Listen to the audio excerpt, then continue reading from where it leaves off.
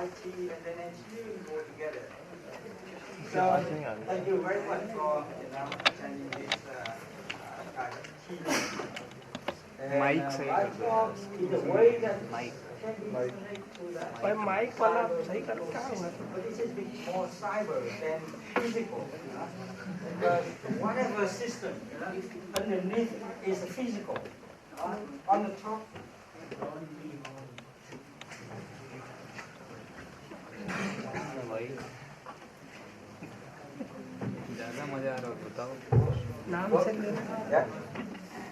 Yeah. So basically that you need to have a physical system before you can have a kind of thing. This is my introduction here. Now my purpose of the keynote is not really my feeling in it. Not really like a lecture. Right? It's more like a place where I'm keen to point out the issues, in that research area, and then also that my approach in solving those issues. I'm not going to detailed explanation of the particular method. I have a list of papers there. If you're really keen on, you can actually go up and look up and read about that. Okay? So what I'm doing is a bit of security. Well, I see that obviously is a personal view, and cloud computing and cloud security, and a number of issues that related to cloud computing and cloud security. I hope that everyone, people here know a lot about computing, cloud computing, because that depends on that. Actually, I always, sort of like teach some section of network security in my computer network subject. But I never really long time, I never call myself a researcher in security because I find too many people very good at that already. So I focus on networking. But then I start see that when the cloud computing becomes, kind of widely adopted, and then I say that at the time it was around 2010, 2009, just when the Berkeley University put out a paper, what is the cloud computing, so I thought, anyone seems to be hooked on the cloud. What, as a researcher, what we can do about that? So I looked up the whole thing and see that it's very much like many other web services and whatever there. So what do I do in here? So I look into cloud computing in a way of data protection. Right? That's what I got into that. Then I hooked into that and become more focused on security. Okay? When I hooked it for a few years, and I start finding that, and also even they give a keynote speak on the security, and I find that cyber security.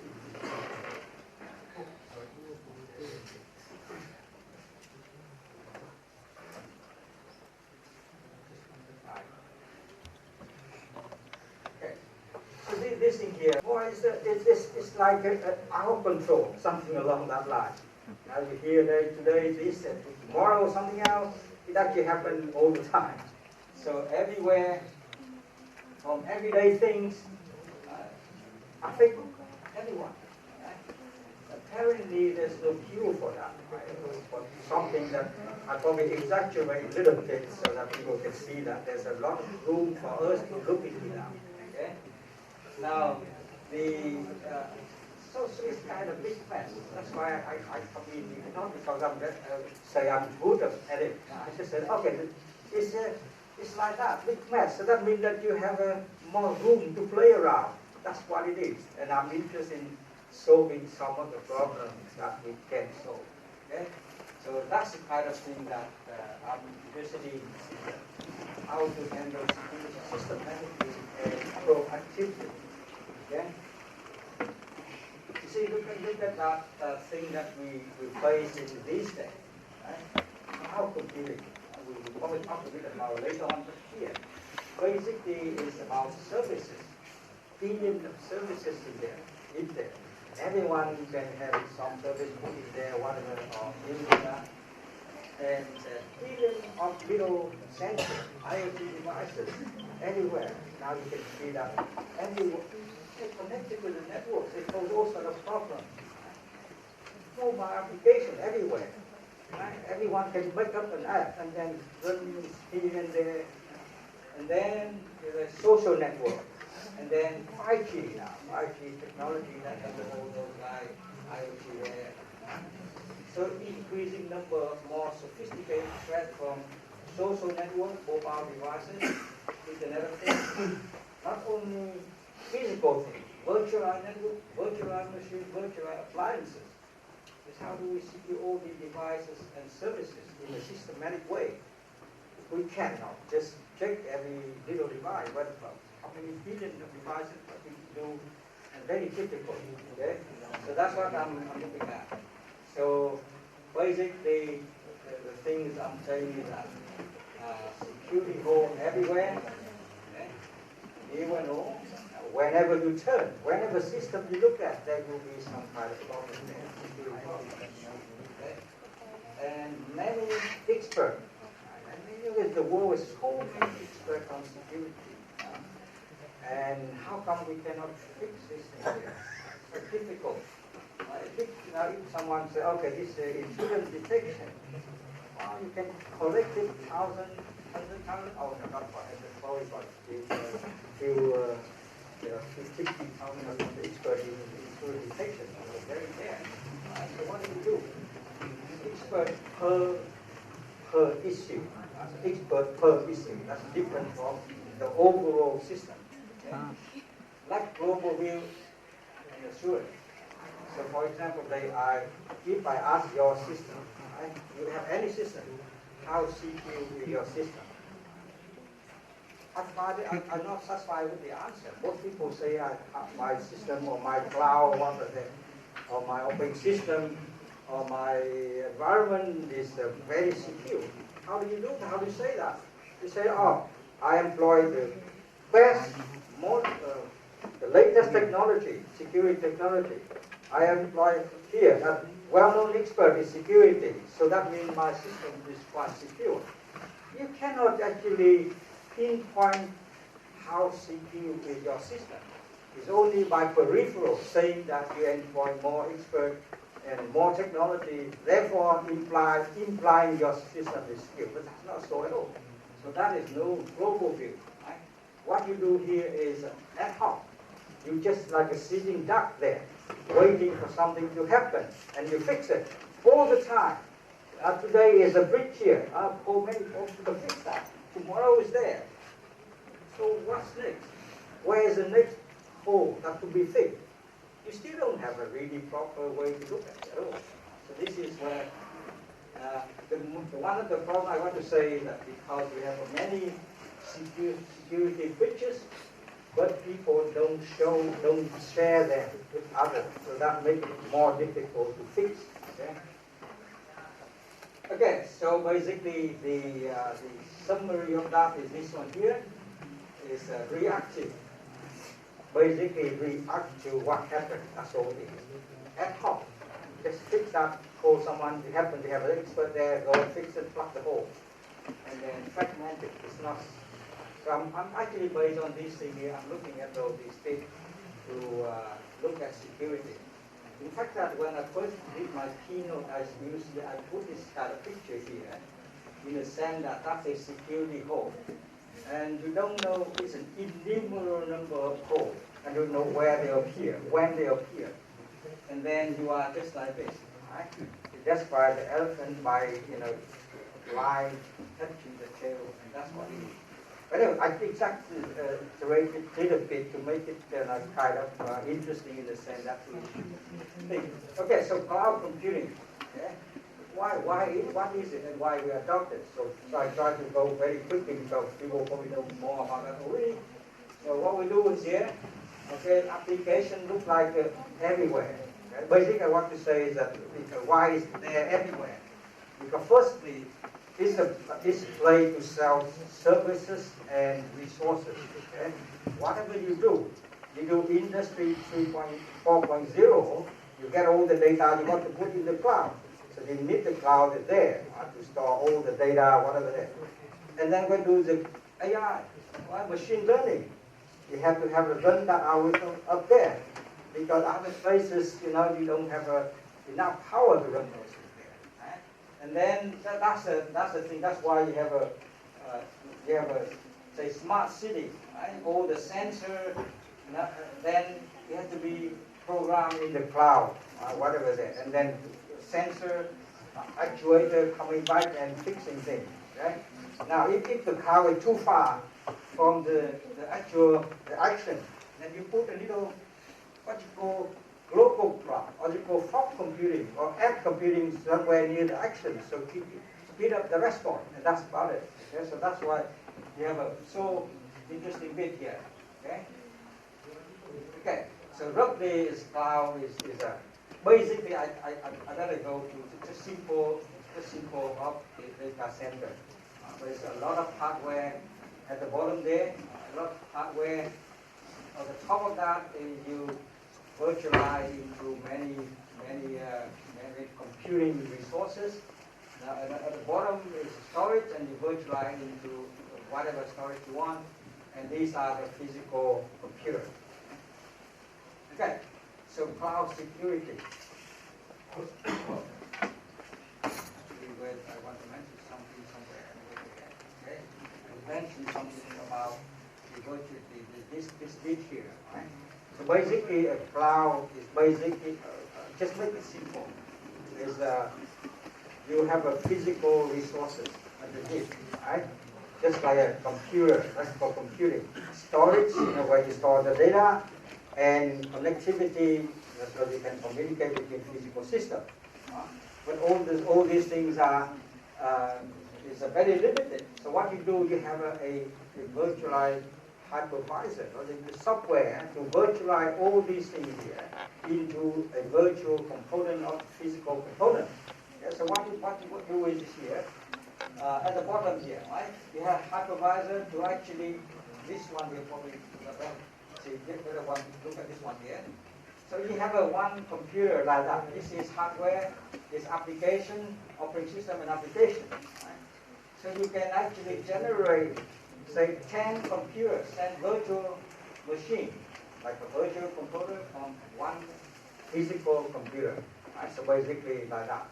So in the center, the cloud is doing just like this. What it does is that you have a hardware, you can pull all together, software, storage, you pull together, and you make copy of that in the virtual set. And then you sell that service according to demand. Basically, that's all it is. Right? So basically, it's a big pool of physical resources, virtualize into virtual resources, and sell those virtual resources to people on demand. Whenever they want, how much they want, you can actually provision that in no time. Okay? That's the whole thing. Simplify is just that. Because you can actually provide services there. You can have your application, wonderful application you can sell to other people. You run it in there so that the cloud will run it for you. You want to have a setup so you can develop your application with compiler, with computer, with network. Okay, give me that. And then they provision for you, and then you develop the application, and you can run that in here. Or they can sell you the virtual resources, so you can actually set up network for other your customers. So that's basically the service there.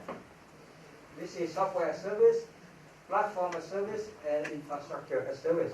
So cloud basically is just that. Okay, so cloud security. Security already mentioned, that is everywhere. Right? There's all sorts of security. That's what I mentioned, that if you look at the network architecture, we have a layer 1 security, layer 2 security, layer 3, and so on. And look at the computer system. We have a security operating system, security memory, security interface, and everything. So this can see, that's why security is very complex. Right? So what is special about cloud security? So what you differentiate that? It must be something different. Otherwise, no point in looking at it. Okay? So don't want to look at this one here. It's basic security. This is a cloud component here. What basic is hardware. This one is a software hypervisor to virtualize virtual machine on top of the hardware, basically that. So you have a kind of vulnerability or security issue just like any other existing security, except that it looks like a new one is hypervisor there, except nothing there. But actually, a bit more than that. Okay, it's more than that. This is the threat classification, the top 9 actually by the consortium of computing.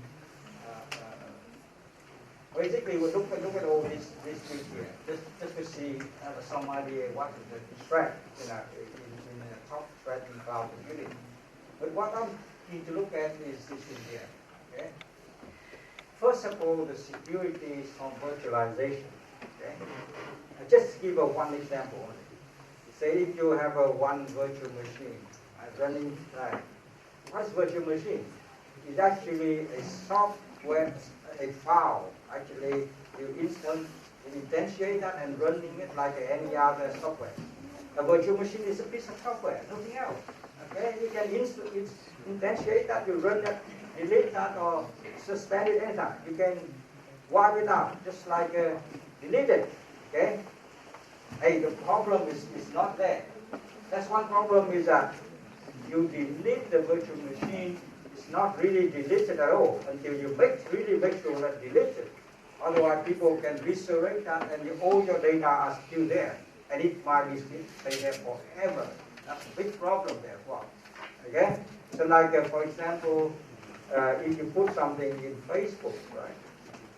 Are you sure that your data, if you want to delete that, is gone? No, it's already there.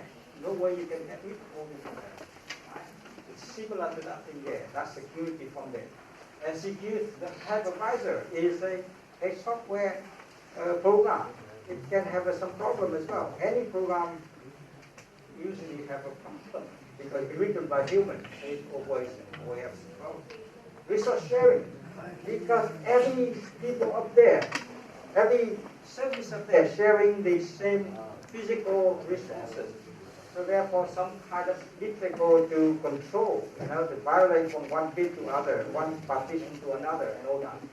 And then important is a multi-tenant, because there's so many users hiring cloud computing and living in the cloud, so many tenants in there.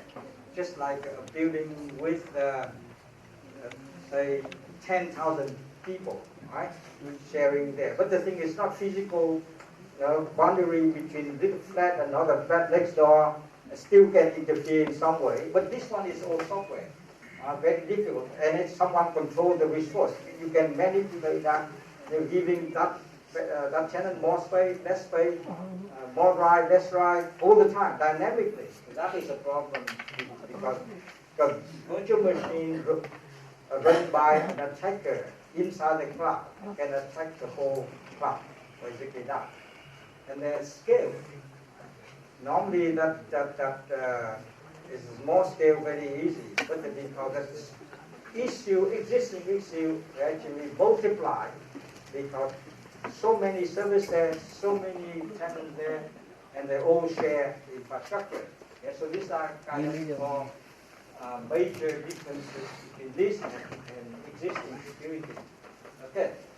So come back to what I said before that I come to cloud computing is a data protection. Because at the time, around 2010, okay, people were reluctant to use cloud. Because using the cloud, you have to bring data into the cloud. Okay? And data is your bread and butter. If the data taken over by someone, then your business is gone. So they probably very reluctant. So somehow they want to be sure that the data there is protected. Right?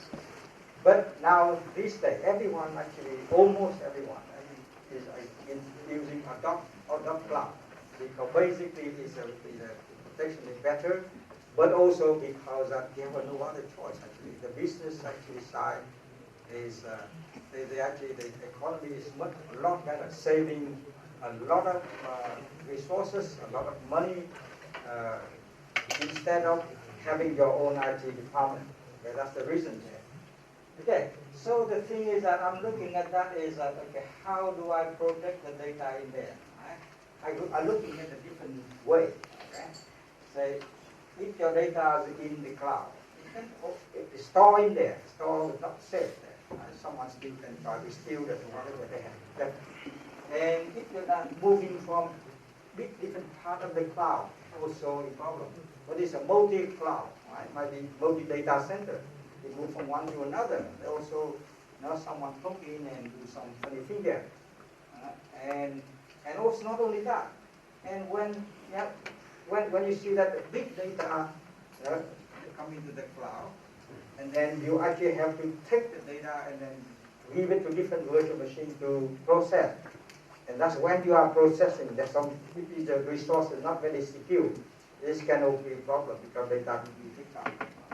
So we're looking at 3 bits there. So I'm not going to go to all the details, okay, but I want to go to this one here. Okay? So we actually developed a framework. Right? The framework is this one here. The main thing is a active data centric. Right? And then other bit is we're going to very basic at the moment to cover this thing here. So normally data is just you think, oh, this is just like a binary or something that's staying in that particular part of the memory or the disk somewhere there. It's a very passive, right? That's not any way you can do something to it. So we make it an active data. That means we wrap it up with some software, intelligent software around it. It's similar to the virus, right? It has a little armor around it, so it's that people try to delete it, they try to detect the virus, or deflect it. They try to grab a way to hide it, or things like that. So what you will do the active data, and then, well, you have to connect. The user wants to access the data, and you need someone to actually control that as well, right? Besides that, if anyone touching the data immediately trigger that someone touching me, right? Basically that's it. And then so the supervisor is the one who initiates to say or the one who actually want to access his data. So he must have a proper drive and to go over here, make sure that actually can allow to touch the data. But the active data is exactly what does it touch and why touch and all that kind of. So you need a supervisor to do that thing as well. Okay? So that is an important bit. So what we do, very simple thing, right? We actually have a data block here, and then we header, and then some kind of like header to actually how the data is organized, basically that kind of thing. And then you have a little software around it, right, so that you can communicate with the supervisor. You can verify, identify the one who wants to access this piece of data, and you can tell it to lock the data, lock the access, the time and the one section or whatever there. And this is the Prof is actually monitor those bits and then communicate that or alert some activity to the supervisor. Okay, that's what we do. So that is the one bit is that structure and the way we do that, because cryptography alone is not enough. Basically, that's the reason we go there. Otherwise, it is good, then anyone will just encrypt everything. Right? So in moving, right, the moving data is say you have originally you put in one cloud, right, and then sometime it goes to move to another. In fact, the problem with this data is when you put your data in, you have no idea where your data is stored. When it moves somewhere, nobody tells you as well. Right? Say your data here. Well, it may be cheaper to run in China. Right? Your piece of data in China, not here. Right? But nobody tells you. I know you have a difficult way to look at that. So you can move from new cloud, and then old cloud, new cloud, original cloud, you can all move everywhere. So during the moving, people will actually try to do some, because because the access control is on your own cloud. When you know to go to a new cloud, it might be different access control, and somehow you have to deal with that, right? And then not only that, you go to some place, right? And people actually get the data and put in the local disk somewhere. Now you bring it back. Can you access that or not as well? Because just piece of data, I take it out and I modify it and put it back. Right? And then I move it to the original one. So you got to check all that bit here to make sure that even someone copied that, right, you cannot crack this one here, and then it cannot be accepted again if it's not secure. So you do need encryption here as well. Okay, so that we actually have a system to deal with that. And we actually follow a method, initial method similar to the mobile network. Right? Like the mobile, you go from one place to another. Right? So you want to have a make sure that is a host and the roaming and all that kind of thing as well. But based on our supervisor as well as based on our active data tape. Okay. So this is kind of the feature to deal with that, and we have a paper, few paper associated with that. You can put that on there. Okay, so we actually, you can see that the active data now, before similar to before, but you have a mobility kind of data in there, the reporting as well. So this is kind of not only the protocol, but also the procedure, but also the protocol to deal with the mobility as well. Okay, so we actually have now say data moving from one place to another. We actually get, okay, now if some moving, then you actually send alert to the mobile. If anyone on your mobile phone to say that where it goes to, whether it actually is serious or not serious, whatever. Right? You can do that. You don't have to do it all the time. You can do when you set the times where you who to report it to, and like a system manager, for example, or whatever. And then that can be customer might be informed. Again, so data in processing is interesting. So we have a paper in recently in transaction services computing. Right? So we actually propose a way to kind of secure data when it is being processed in the cloud. Okay? So basically what we have here is that if data, okay, like Hadoop and MapReduce, and we have a lot of cloud in that store in that cloud, and then you want to allocate the processing of each of the bit into one of those kind of workers over there, and eventually you combine it into the result somewhere here. Okay? So what it means is that you have a task to be done, and you have a worker like computing resources to process that. And then in the end, you actually combine. Some of the resources are quite secure. Some of the resources for computing are not secure. So that's it. For example, if you actually put in your public cloud, right, how do you know that it's very secure? Right? So basically, we have the system to actually model the task and the ranking of the resources in order to map it into the sensitive part of the task. You want to run that. Okay? So what we're looking at here, we actually developed a little trust matrix for ranking resources. This is the third party. There's now a third party ranking cloud. This cloud is better in terms of security based on a number of factors that they consider. Okay? So, and then, say if you run a cloud, run a data and the cloud process, you're not always using your own cloud. You're also using different cloud as well.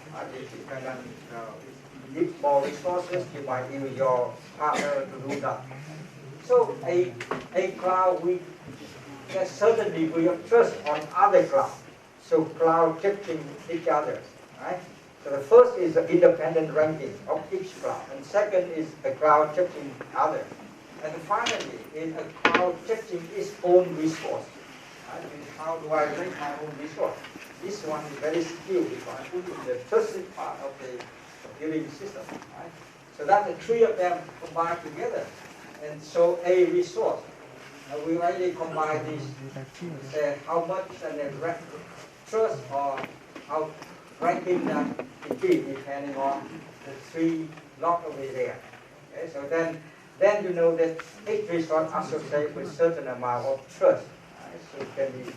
Then what we do is that the task, the sensitive data or sensitive task, will be actually allocated to the trusted resource, depending on the degree of trust, of the matching between the two.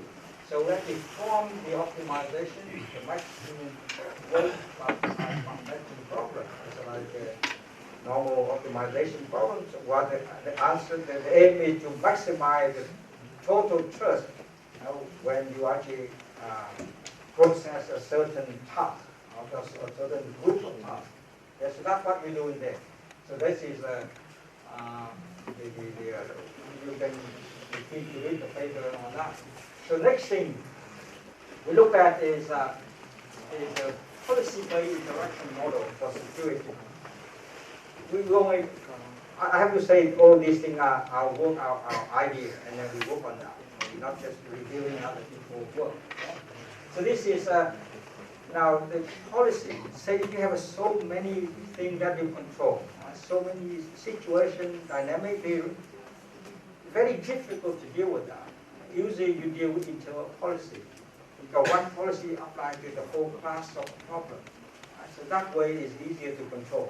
Otherwise, you put dig into every single bit and it becomes uncontrollable, unhandled. So that's what we look at is a policy. But the policy, everybody is very good about developing policy. So many years. But the problem with policy is that it's running from very low to very high, that means very low level, very high level. Right? So it's like a continuum of policy. It's very difficult to deal with that.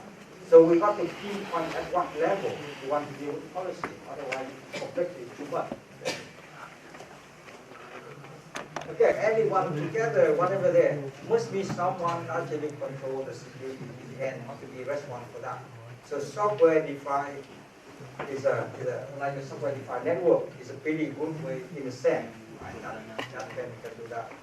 Okay, so we look at that because it has a centralized control policy, and programmability. We can very adaptively, program that to work the way we want. Right? And virtualization, and then automation. That's the kind of thing that we're looking for. Virtualization is mean like that. If you want to monitor something, you can easily generate that. If you want to learn about it, network function virtualization. Right? So it's like a software object. You can instantiate it and plug it everywhere you want. So basically that. So what we actually look at is that we center around interaction. Our premise is at this level is this. A security, what is a security breach? Okay? Security breach is that some interaction that's not allowed. By what? By policy. Okay? Interaction not allowed by policy.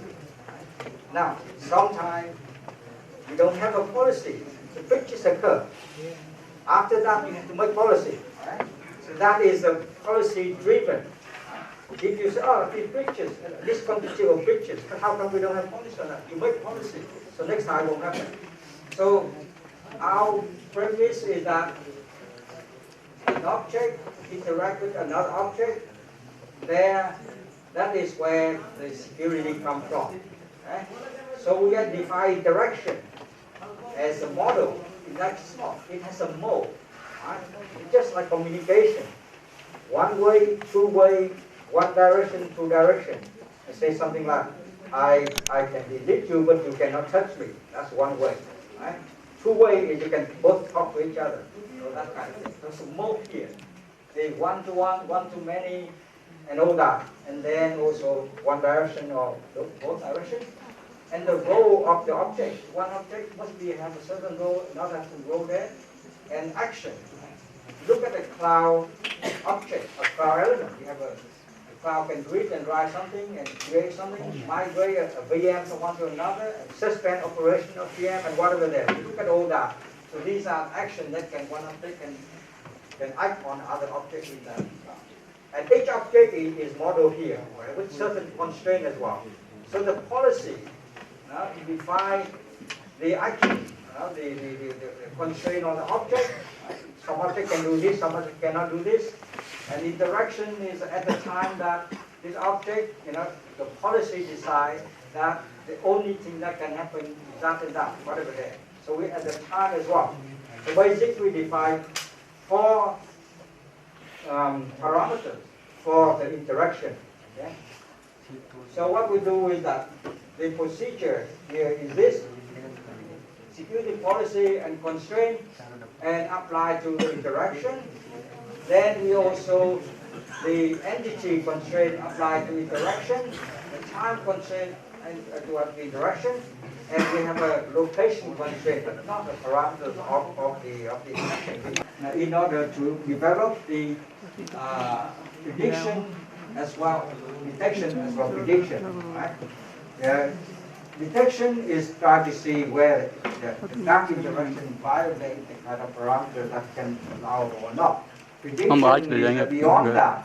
What other possibilities that it can be violated, so you can look into that before it can happen.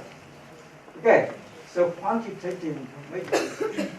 So over the last few years, we find out, oh boy, this it's similar to risk management. Because in the insurance, people do the management, they take all the building management, high risk activity, low risk, and whatever there. It's just the yellow, the red bit is a very high risk, and the yellow one, and then the green bit is a safe, whatever there. So very qualitative. Okay, it's not. That's why you're asking how safe is your system, how secure is your system. You answer with a kind of qualitative. Roughly is okay, or maybe roughly is. So that's why it's in there. So we need some quantity measure, because you have a number. You can do something, increase that number in a systematic way or logical way, then you have to. Right? So basically along that line. So what we do is that, what we really want to do is this. Okay, we want to know how your system quantitatively. But the answer is rather, as I mentioned, the answer is not really precise, very vague. Right? So what we want to do is this. What is the probability that a threat exists and materialize into an attack? Right? So that's what we want to do. First of all, is the probability something, a threat actually materialize into an attack. Right? So we use the probability or some stochastic process to predict that. Okay? And then, well, what is if it happens, what is the damage there? What is the impact of that particular attack? Right? But that's not enough. But who actually affected most by that attack? Because that particular person, a particular area, particular component will be responsible for that, you're going to do that. And then where and how to fix that? Right? That kind of thing. Otherwise, you know what it is, but it's very difficult to fix what we do this year. So we actually go into what we call a capability maturity model, which is similar to the way I see it like this. Like that. A system or whatever, how many phases. So basically, each of this is like a domain. It's like a phase of that system in some way, some aspect of that system. And each of the aspects will have a level from, don't know what happened here. We had some procedures, some actually implemented, some actually repeated, because the process actually is to evaluate the software development, see how well you actually, the process to develop software. Now we use that for security. So we use that. So each of the aspects, each of the surface of a system will have this one here, and there are different levels. If you want to go one from level to other, so all the phases have to achieve that level before you can go up to that level. Okay? Now, at the moment you have some capability model, but they are mostly qualitative. So what you want to do with quantitative? Obviously quantitative, right? it can happen on not all the surface. Because the surface is like, for example, this is governance issue. This is about educational issue. That we're not involved in that quantitative. It's more qualitative in some way. So we have a defined matrix here that involves stakeholder. Stakeholder is like a person or component of that system. And this is a class of thread, and this is a particular thread. Okay? So we have that, and we have a different way to work out the last bit and the probability of a thread actually realize or materialize into a kind of attack. So what we do here is this. That the matrix is multiplied here, and the last bit of this here is the stakeholder. Okay? And this is a class of matrix like technology or human or external or internal, and this one is specific threat. So what we do here is this one here. Say that is a calculate the probability of the threat materialize into an attack. What we do is this. Now, if someone or some group of people want to attack this system here, right? First of all, the system must have some kind of vulnerability. Right? The weakness there you can exploit to do something there. So that is probably of the vulnerability that exists in the system. The second thing is that, well, the group of attacker here must have a skill to exploit that vulnerability. If they don't have a skill, then they cannot do it. So they must have a skill, and they must have what is level of the skill. So we actually between here and there are the group of attacker and the group of vulnerability. Their probability that they exist, people who have the skill to attack at certain level, the level skill level as well. So we work out the probability there. And when that is, we call that existing that threat. That's only then we call that exists. Threat exists. Before that we don't call it exist. And after that, the system will be defended by the controller. Right? The controller is not just sitting there for you to attack. Right? So this one exists, but it waits for opportunity to attack the system based on the weakness or the strength of the controller. Right? So we model that because we can model. So that is a model of this can overcome the control and combine together. That can be threat realized into an attack. That's what we do. We actually work out that.